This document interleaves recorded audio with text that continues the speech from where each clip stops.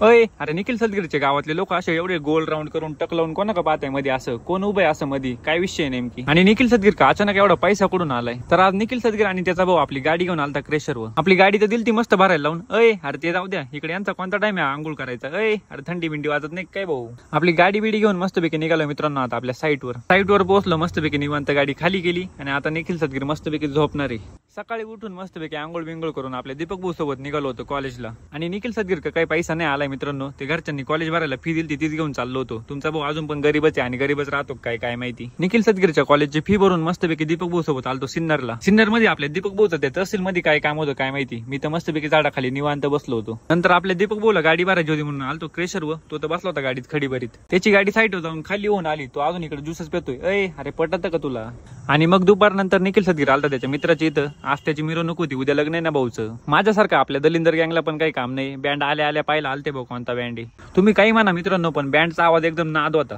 आणि आपल्या गावातली अख्खी पब्लिक कोणा पाहत होती माहिती का आपले वैभव भाऊक तो बा कसा नाच होतो एकदम नाद अख्ख्या गावातले लोक सगळे त्याच्याकडेच पाहत होते भाऊ फक्त नंतर मग सगळ्यांच्या म्हणण्यानुसार एक गाणं लावलं होतं सगळे पोरं मस्त नाचत होते कोणतं गाणं होतं पहा बरं